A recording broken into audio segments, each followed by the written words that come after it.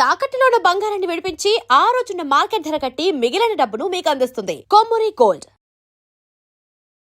నమస్కారం గురువు గారు. శ్రీమాత్రేనమండి. గుప్త నిధులు చాలా మనం ఎన్నో చేస్తున్నాం. గుప్త నిధులు, లంకె బిందెలు ఖచ్చితంగా ఉన్నాయని ప్రామాణికాలు కూడా ఉన్నాయి. సో కొంతమందికి దొరికిన వాళ్ళు ఉన్నారు, బాగుపడ్డ వాళ్ళు ఉన్నారు. కానీ దొరికిన వాళ్ళు కొంతమంది బాధపడ్డ వాళ్ళు కూడా ఉన్నటువంటి పరిస్థితి. ఈ గుప్త నిధి యొక్క రహస్యం ఏంటి? చాలామందికి ఉన్నాయని సంకేతాలు ఉన్నప్పటికీ కూడా తీయాలంటే భయపడతారు. దాని తర్వాత దాన్ని ముట్టుకోవాలన్నా భయపడతారు. ఈ కారణం చేత చాలామంది వాటి జోలికి కూడా వెళ్ళరు. ఇంతకీ గుప్త నిధులు కొంతమందికి యాదృచ్ఛికంగా దొరుకుతూ ఉంటాయి. అప్పుడు తీసుకోవాలా, డైరెక్ట్గా ఏమైనా పూజలు చేసి మరి తీసుకోవాలంటారు? ఏం చెప్తారు మీరు? ముఖ్యంగా గుప్త నిధులు అనేటటువంటివి దొరకడం అసాధ్యం. ఫస్ట్ ఆఫ్ ఆల్ కూటికో నోటికో అంటే కూటికో కోటికో ఎవరికో అదృష్టం ఉంటే తప్ప అవి దొరకవు. ఒకవేళ దొరికినా అవి ముట్టుకోవాలన్నా వాటిని అనుభవించాలన్నా యోగం అనేటటువంటి తప్పకుండా ఆయా వ్యక్తులకు తప్పకుండా ఉండాలి. మూడో విషయం ఏంటంటే గుప్త నిధులు అనేటటువంటివి చాలా రహస్యంగా ఉన్నటువంటివి. అలాగే వంశపారంపర్యంగా ఆయా వంశంలో ఉన్నటువంటి వారికి చెందుతాయా లేదా ఇతరులకు చెందుతాయా అనేటటువంటి ముందుగానే పెట్టేటటువంటి వాళ్ళు నిర్ణయం తీసుకొని ఆ గుప్త నిధులను దాచిపెడుతూ ఉంటారు. గుప్త నిధులు అంటే ఏంటి? రహస్యంగా దాచిపెట్టినటువంటి నిధులు అని అర్థం. ఈ మధ్యకాలంలో దీని మీద కూడా చాలా సినిమాలు వచ్చాయి. అంటే సినిమాలు మీన్స్ దీని వెనక ఉన్నటువంటి చరిత్ర ఏంటి, దీని వెనక ఉన్నటువంటి ఆధారం ఏంటి, గుప్త నిధుల వెనక ఉన్నటువంటి రహస్యం ఏంటి. ఈ మధ్యకాలంలో మీరు చూస్తే నాగబంధం అనే సినిమా వచ్చింది. అందులో గుప్త నిధుల గురించి, అలాగే దాని వెనక ఉన్నటువంటిది ఏంటి అంటే కనుక అనంత పద్మనాభ స్వామి యొక్క విధానం గురించి కూడా ఆ సినిమాలో తెలియజేయడం జరిగింది. అంటే అనంత పద్మనాభ స్వామి వారికి ఎన్ని రకాలైనటువంటి సంపదను సమర్పించారో మనకు ఆ సినిమాలో చూపిస్తారు. అంటే సినిమాలో చూపించేది ఏదైతే ఉందో అది మన చరిత్ర ఆధారంగానే మనకు కనిపిస్తుంది. కాబట్టి గుప్త నిధులు అనేటటువంటివి దొరికాయి అని అంటే దాన్ని అనుభవించే యోగం కూడా ఉండాలి. ఒకటి అనుభవించే యోగం ఉంది అని అనుకుంటే నీకు తప్పకుండా దొరుకుతుంది. ఒకవేళ నువ్వు దాని వెంట పడుతూ నువ్వు సహకరించావు, అవి లేదా నీకు దొరికాయంటే అది తప్పకుండా నీ వంశాన్ని నిర్వీర్యం చేసేస్తూ ఉంటుంది. దాని మీద ఇప్పుడు గుప్త నిధుల మీద దుష్ట శక్తులు అనేటవి తప్పకుండా ఉంటాయి.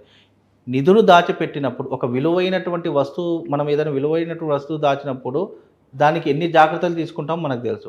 అలాగే గతంలో గుప్త నిధులు దాచిపెట్టేవారు కూడా ఊరికే దాచిపెట్టలేదు, దాని మీద శక్తి ప్రభావాన్ని పెట్టే దాచిపెడతారు. అలా నువ్వు దాన్ని తీసుకోవాలని ప్రయత్నం చేసిన ప్రతిసారి లేదా తీసుకోవాలి అని అనుకున్న నువ్వు ఎప్పుడైతే తీసుకోవాలి, దాన్ని ముట్టుకోవాలి, మనం తీసుకెళ్ళాలి అని అనుకుంటావో దానిలో ఉన్నటువంటి శక్తి నిన్ను ఆవహించేస్తుంది. ప్రత్యక్షంగా కంటికి కనిపించదు. శక్తి అనేది ఎప్పుడు కంటికి కనిపించదు. కానీ అది ముట్టుకున్నప్పుడు కానీ, అది నువ్వు ఇంటికి తీసుకెళ్తున్నప్పుడు కానీ, లేదా అది నువ్వు ఎక్కడైనా దాచిపెట్టినప్పుడు కానీ నీ యొక్క జీవితంలో ఎన్నో రకాలైనటువంటి నాశనాలు కనిపిస్తాయి, మరణాలు కనిపిస్తాయి, ఆరోగ్య భంగం కనిపిస్తుంది, అనుకోకుండా యాక్సిడెంట్లు కనిపిస్తాయి, నీ ఇంట్లో పిచ్చివాళ్ళు అయిపోతూ ఉంటారు, లేదా నీ కుటుంబంలో అసలు సంబంధం లేకుండా ఏదో ఒక వ్యాధితో పీడించబడుతూ ఉంటారు. ఇలా ఒకటి కాదు, రెండు కాదు, అనేక రకాలైనటువంటి సమస్యలతో బాధపడుతూ ఉంటారు. గుప్త నిధులు లేవు అని కాదు, ఉన్నాయి. కానీ అది నూటికో కోటికో ఎవరికో ఒకరికి దొరుకుతూ ఉంటాయి.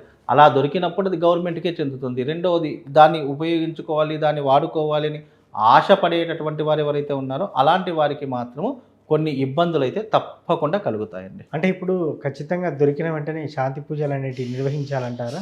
శాంతి పూజ, దీనికి గుప్త నిధులకు శాంతి పూజలు కాదు, దాని మీద ఉన్నటువంటి శక్తి ప్రభావాన్ని తీసేయాలి. అలా ఇప్పుడు బంగారం కానీ డబ్బు కానీ ఎవరికైనా చూస్తే వెంటనే వ్యామోహం కలుగుతుంది. కానీ అది ఎంతవరకు ఆ ధనము ఆ డబ్బు నీ దగ్గర ఉన్నంత వరకే. తదుపరి నీ పిల్లలు కావచ్చు, నీ వంశం కావచ్చు, ఎప్పటికైనా దాని యొక్క ఎలాగైతే ఇప్పుడు నువ్వు అది దొరికినంత కాలం నువ్వు హ్యాపీగా దర్జాగా ఉన్నావో తర్వాతి తరం వాళ్ళు అదే నరక యాతన అనుభవిస్తారు. అది మాత్రం గుర్తుపెట్టుకోవాలి. అది దొరికిన తర్వాత శాంతి పూజలు కాదు, దాని మీద ఉన్నటువంటి శక్తి ప్రభావాన్ని తీసేసి ఆ తర్వాత అంటే ఒకవేళ దొరికినా దాన్ని 3 భాగాలు చేసుకోవాలి. ఒకటి దైవికపరమైనటువంటి కార్యక్రమాలకు దాంట్లో 25% వినియోగించాలి, 25% నువ్వు బ్రతకడానికి వినియోగించుకోవాలి, 25% గురువులకు లేదా కొన్ని మంచి పనులకు నువ్వు వాడుతూ ఉండాలి.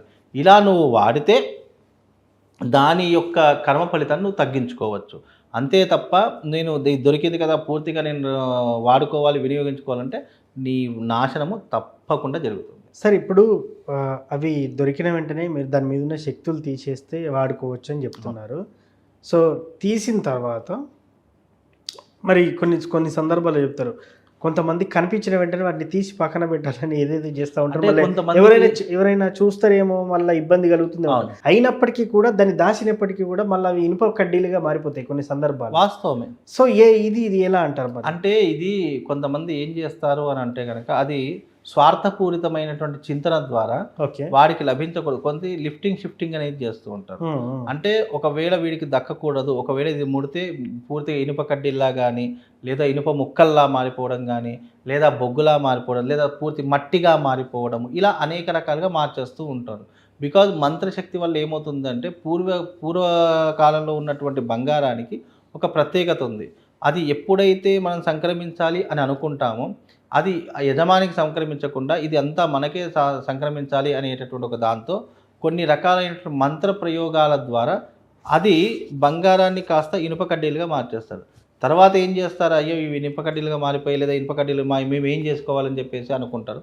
అవి ఏం చేస్తారంటే మళ్ళీ మాకు వద్దు స్వామి, మీరు తీసుకెళ్తారా పడేసుకుంటారా మీ ఇష్టం అని చెప్పేసి తీసుకువెళ్ళిపోయిన తర్వాత మళ్ళీ దానికి మంత్రశక్తితో బంగారపు మళ్ళీ మార్చేలా దాన్ని చాలామంది చేస్తూ ఉంటారు. దీంట్లో అనేక రకాలుగా ఉంటుందండి. అది పూర్వ పద్ధతిని అనుసరించి ఆ మంత్రశక్తికి ఉన్నటువంటి తాంత్రికమైనటువంటి శక్తి ద్వారా దాన్ని మార్చేటటువంటి విధానాలు చాలా రకాలుగా ఉంటుంటాయి. అందుకే ఇనుప కడ్డీలా మారిపోతున్నాయి, లేదా అవి తీసి మేము పక్కన పెట్టాము, తీసినప్పటి నుంచి మాకు బాగుండట్లేదు. కొంతమంది కొన్ని స్థలాల్లో కొన్ని విగ్రహాలు దొరికాయి, భగవంతుని యొక్క విగ్రహాలు, సీతారాముల యొక్క విగ్రహాలు, అవి ఇంత ఉన్నాయి.